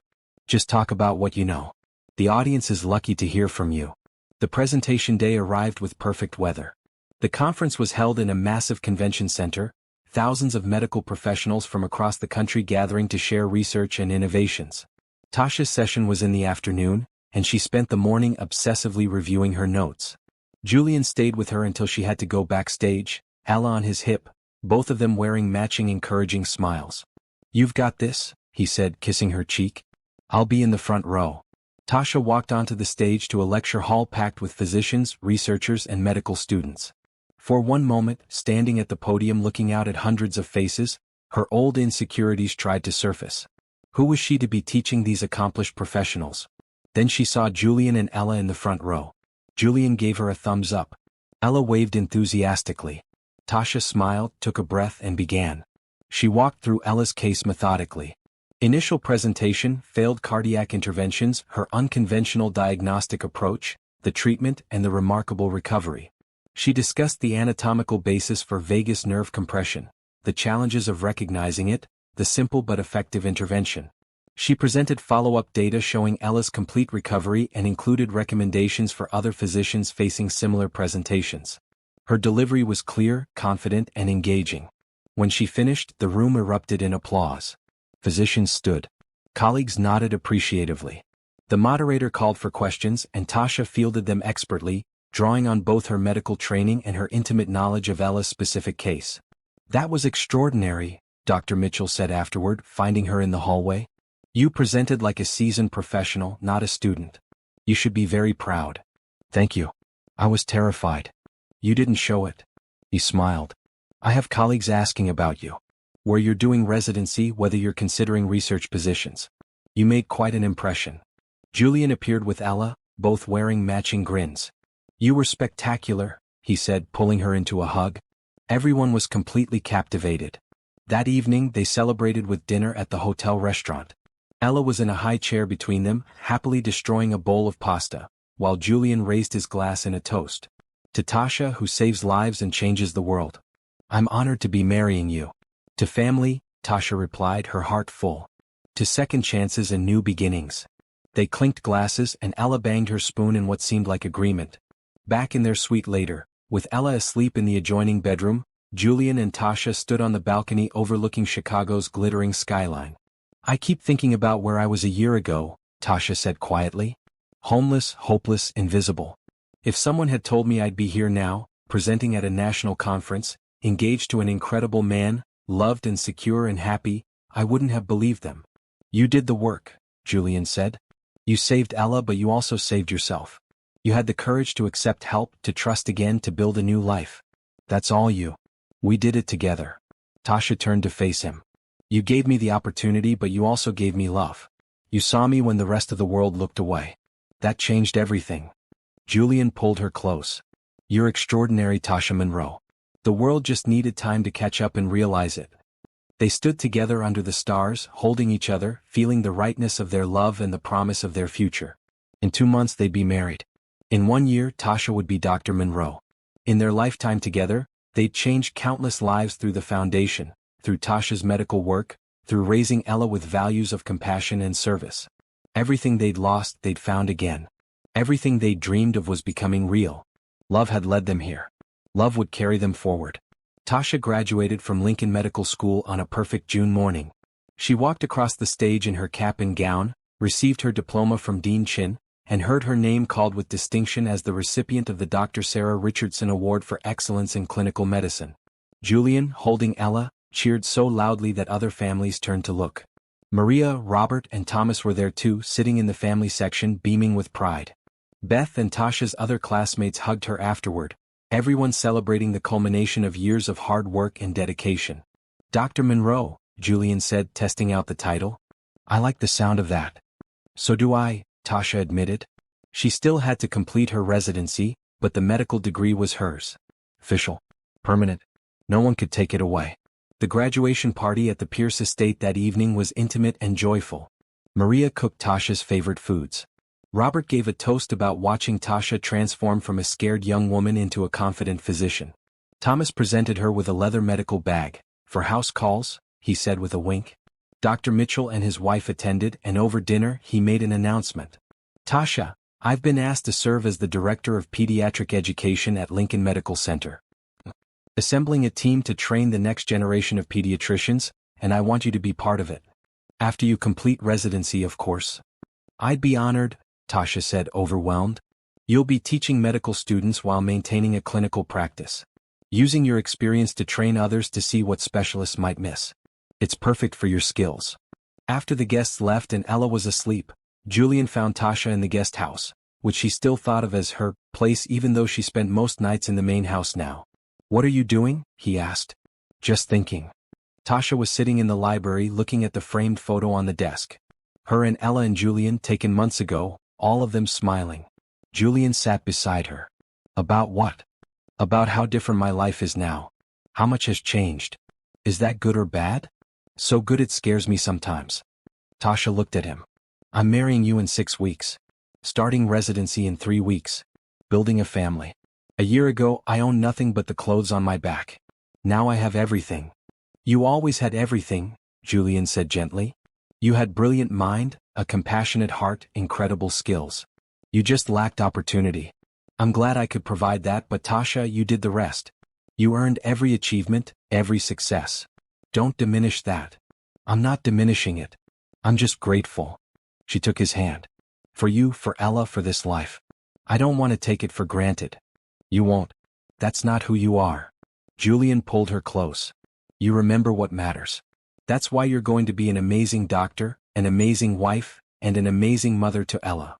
The word mother made Tasha's breath catch. "Is that what I am now? Her mother?" "If you want to be." "Ella doesn't remember Rachel. You're the only mother she's ever known. You've been there for every milestone, every laugh, every tear. You feed her and comfort her and love her." Julian's voice was thick with emotion. "Rachel would be grateful that someone so wonderful is loving our daughter." "I know I am." Tears streamed down Tasha's face. "I want to be her mom. I love her so much." "Then you are. We'll make it official when we get married. Adoption paperwork is already prepared if you want it." "I want it," Tasha whispered. "I want everything." The weeks before the wedding flew by. Tasha started her residency at Lincoln Medical Center, long shifts and intensive training, but she loved every exhausting minute. She was learning from the best physicians, gaining hands-on experience, building confidence with every patient interaction.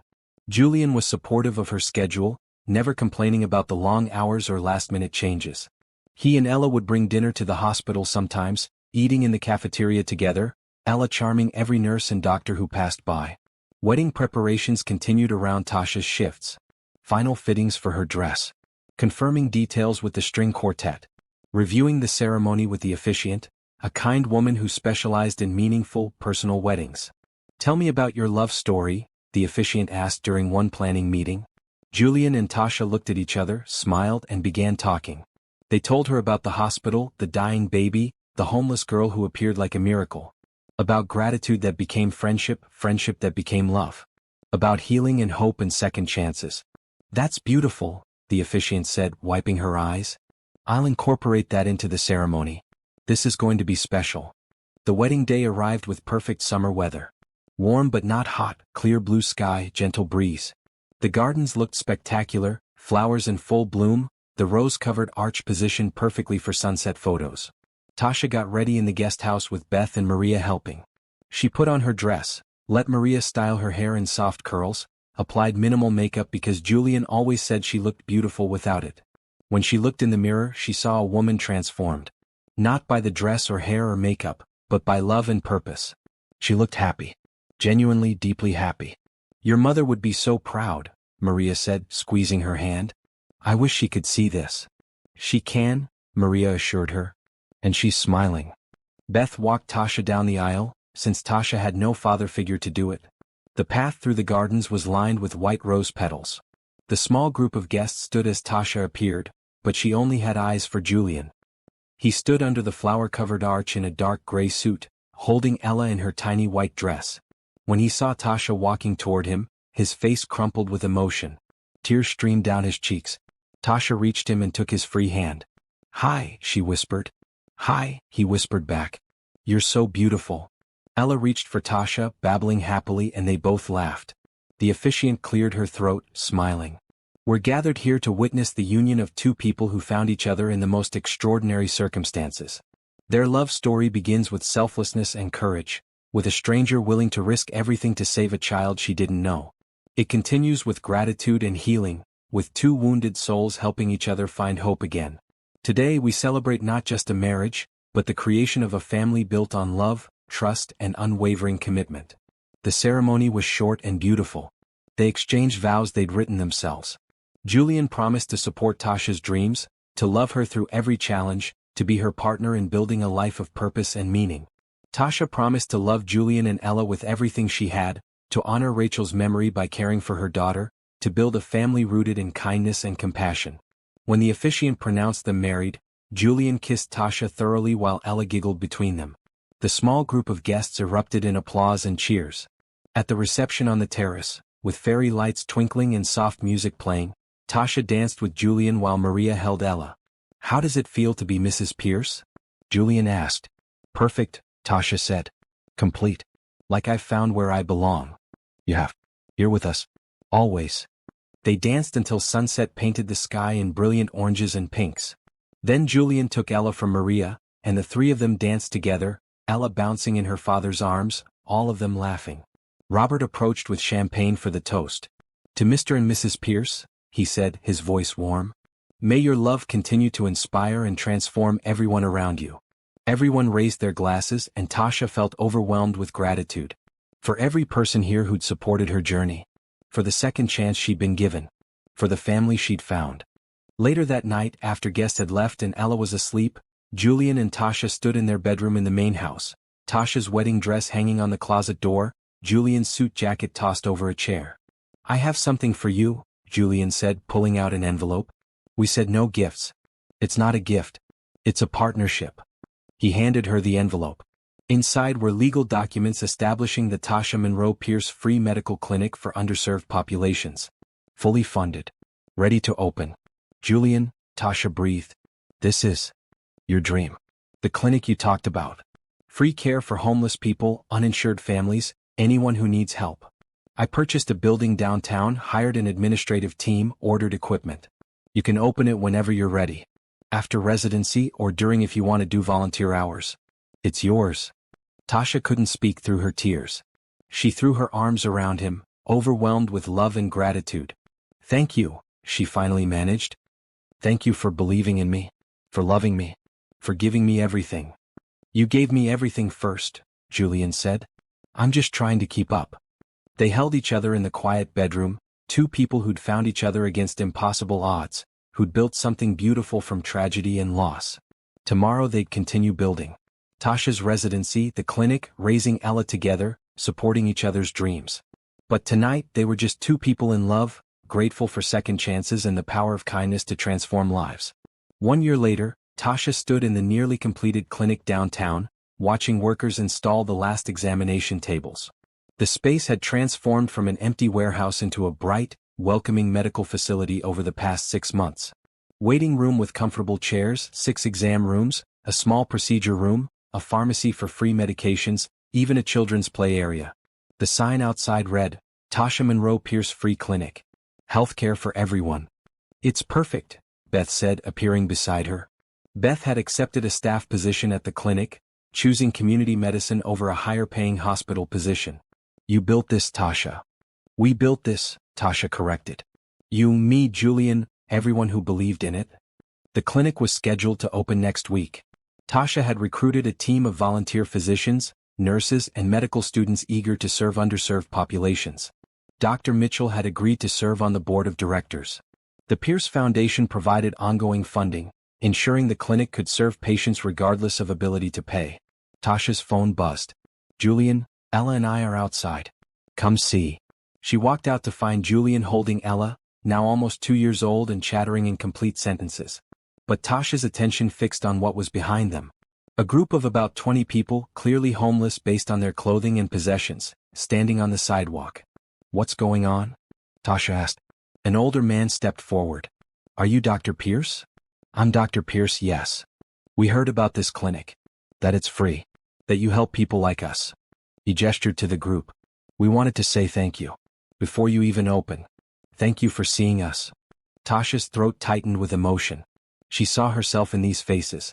The fear, the exhaustion, the desperate hope that someone might care. The clinic opens Monday. Please come. All of you. We'll help however we can. A woman in the group started crying. Really? No judgment? No paperwork we can't fill out. Really? Healthcare is a right, not a privilege. That's what this place is about. The group dispersed, some thanking her, others too overwhelmed to speak. Tasha watched them go, remembering what it felt like to be invisible and ignored.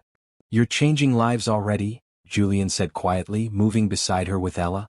We're changing lives, Tasha corrected. This wouldn't exist without you. Mama Clinic? Ella asked, pointing at the building. Yes, baby. Mama's Clinic. Ella had been calling Tasha Mama for 6 months now, since the adoption finalized. Every time she said it, Tasha's heart swelled. That evening, the Pierce family attended a foundation gala, an annual event Julian hosted to raise additional funds for medical scholarships. Tasha wore an elegant green gown, finally comfortable at these events after a year of attending them as Julian's wife. She gave a short speech about her journey from homelessness to medical practice, about the importance of second chances and systemic support. The room was silent as she spoke, many people crying openly. Every person in this room has the power to change someone's life, she concluded. Not through grand gestures but through simple kindness. Through seeing people who are invisible to everyone else. Through offering help when someone is drowning. That's what the Pierce Foundation does. That's what the free clinic will do. And I hope you'll join us in building a world where no one has to choose between education and survival, between healthcare and housing. Thank you. The applause was thunderous. Donations flooded in. By the end of the night, the foundation had raised enough to fund 50 additional scholarships and support the clinic for 2 years. You're a natural at this, Julian said as they drove home, Ella asleep in her car seat. I just tell the truth. People respond to honesty. They respond to you. To your story. To proof that kindness works. Back home, they carried Ella to her bedroom, tucked her in, and stood watching her sleep as they did most nights. Hard to believe she was so sick once, Tasha murmured. Hard to believe a lot of things. That I found you. That you stayed. That we built this life together. Best decision I ever made. The clinic's opening day arrived with perfect weather and massive turnout. The waiting room filled immediately with patients who'd never had regular access to healthcare. Homeless individuals, uninsured families, elderly people on fixed incomes, undocumented immigrants afraid to seek help elsewhere. All welcome. All treated with dignity and respect. Tasha worked tirelessly, examining patients, diagnosing conditions, prescribing medications from the free pharmacy. Beth worked beside her, equally committed. Volunteer medical students rotated through, learning that good medicine meant serving everyone, not just those who could pay. An elderly homeless man came in with a persistent cough. Tasha examined him, ordered a chest X-ray from their portable machine, and diagnosed pneumonia that would have killed him without treatment. She admitted him to the hospital under the clinic's charity agreement, ensuring he got the care he needed. A young mother brought in her feverish toddler, terrified because she couldn't afford an emergency room visit. Tasha diagnosed a simple ear infection, provided antibiotics, and showed the mother how to administer them. The woman cried with relief and gratitude. A teenager came in alone, asking quietly about mental health resources. Tasha connected her with a therapist who volunteered at the clinic, ensuring the girl got support for depression and anxiety. By the end of the first week, they'd seen 300 patients. By the end of the first month, over 1,000. Word spread through the homeless community, through immigrant neighborhoods, through struggling families. The clinic became a beacon of hope.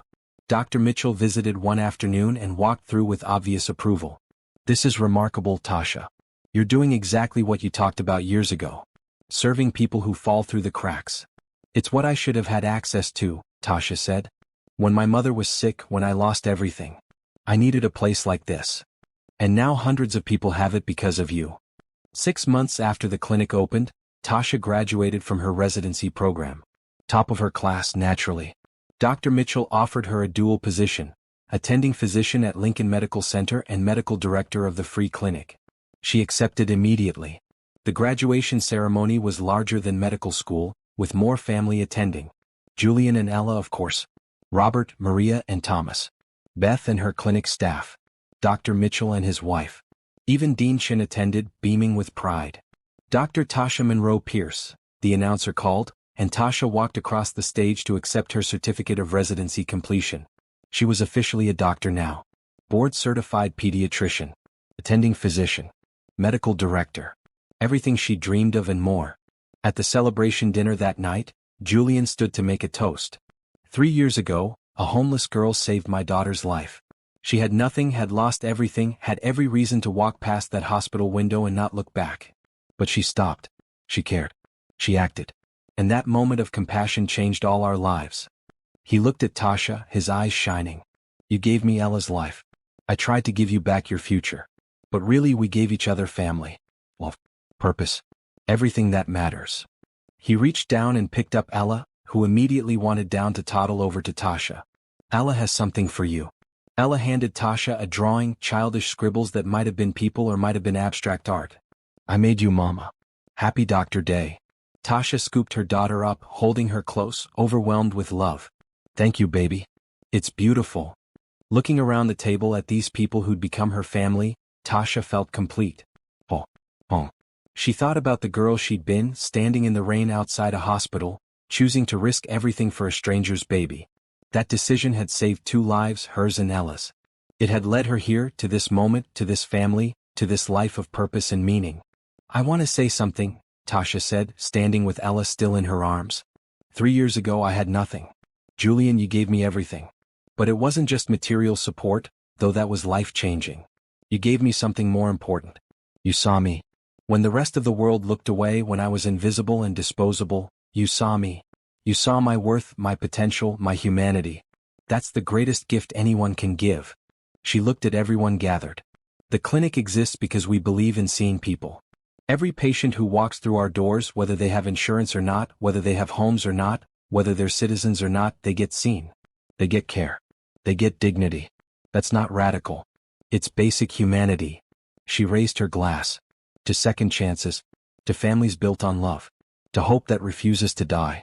And to kindness always leading the way." "To kindness," everyone echoed, and the sound filled the room with warmth and promise.